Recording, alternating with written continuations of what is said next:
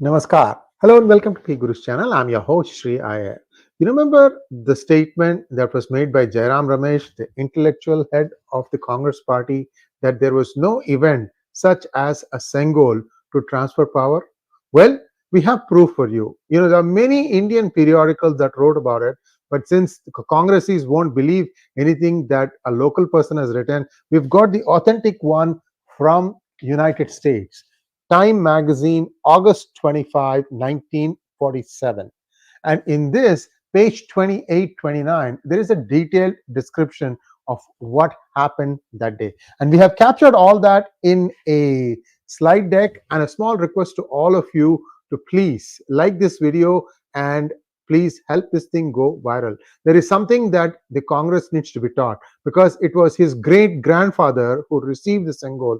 And for Rahul Gandhi to say that something like this never happened, well, somebody needs to, use this to try and tell him that this did indeed happen. I hope the people who are watching this will share it to all those Congress party workers who would be probably challenging, saying that Sengol event never happened.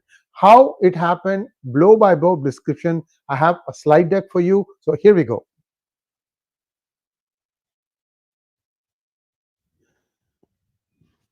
Proof of Sengol's role in 1947 power transfer to Nehru. As the great day approached, remember it was on the 14th night, 15th early morning that the actual transfer happened, in terms of like Mountbatten stepping down and Jawaharlal Nehru ascending as the first Prime Minister of independent India. Indians thanked their varied gods and rejoiced with special prayers, poems, and songs. Poetess Sarojini Naidu set the theme in a radio message. Oh, lovely dawn of freedom that breaks in gold and purple over the ancient capital. Now, blessing with ashes. Even such an agnostic as Jawaharlal Nehru, remember his statement, right? By accident, I am a Hindu, blah, blah, blah, blah, blah, blah, blah, blah, blah. That's what Time is also quoting. Fell into the religious spirit. From Tanjore in South India came two emissaries of Sree 𝗣𝗲𝗏 𝗤𝗪𝗏, head of a sannyasi order of Hindu ascetic. Sree 𝗣𝗲𝗏 thought that Nehru, as the first Indian head of a really Indian government, ought, like ancient Hindu kings, to receive the symbol of power and authority from Hindu holy men. With the emissaries came South India's most famous player of the Nagaswaram, a special kind of Indian flute. They made a slight mistake in the spelling. Like other sannyasis who abstained from hair cutting and hair combing, the two emissaries wore their long hair properly matted and wound around their heads. Their naked chests and foreheads were streaked with sacred ash blessed by Sree 𝗣𝗲𝗏. In an ancient fort, the evening of 14th of August, they began their slow, solemn progress to Nehru's house. Ahead walked the flutist, stopping every 100 yards or so to sit on the road and play his flute for about 15 minutes.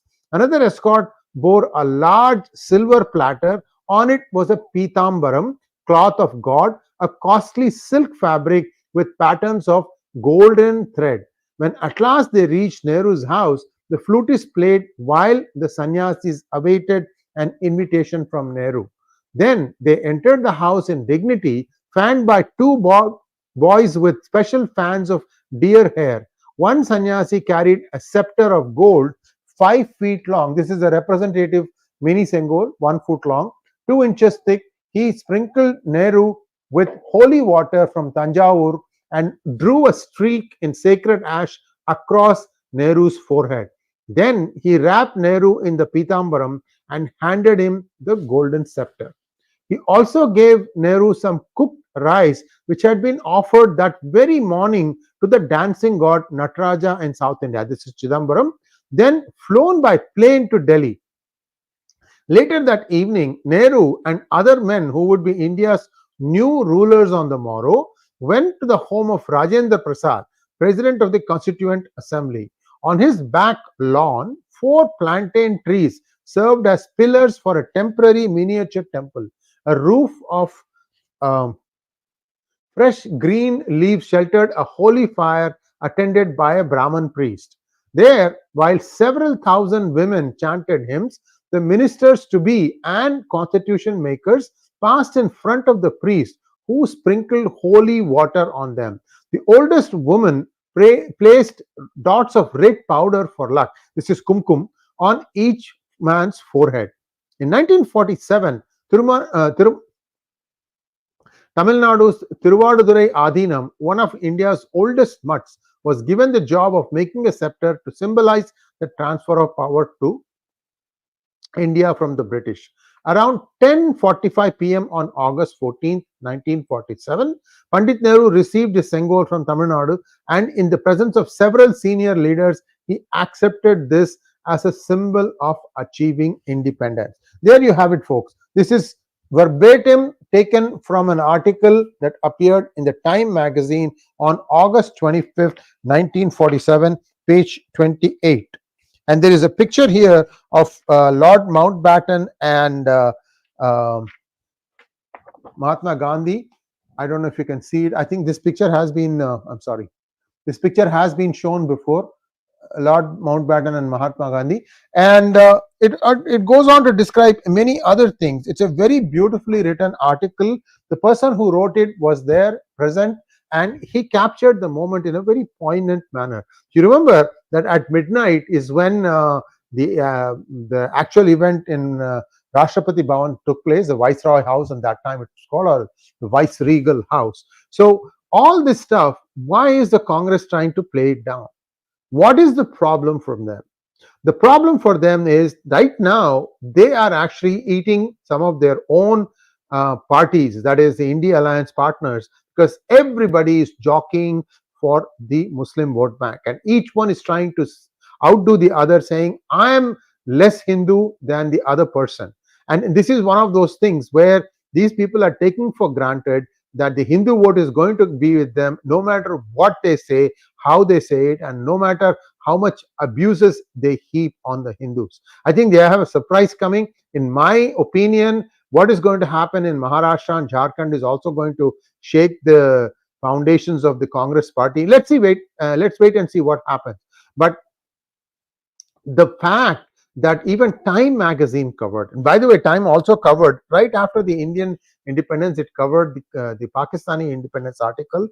Very interesting one. I'll try and do a program on that one a little bit later, because we need to understand the contrast also, how Pakistan celebrated its independence, and in its eagerness to be liberated first, it actually had it on the 14th of August, which is considered to be a bad day. Anyway, that was, well, of course, they don't want to see the Muhurtam, even though their forefathers would have warned them, Beta Shagun dekh lo. But then who's listening, right? These people had this anti-Hinduism so much, they just keep hyping themselves up that we are not Hindus, we are Muslims, and they try to out-Muslim the Arab countries who don't even consider them as, as their equals. So this is one of those lies these people live, and they need to go to Arabian countries to find out how they themselves are treated as Muslims.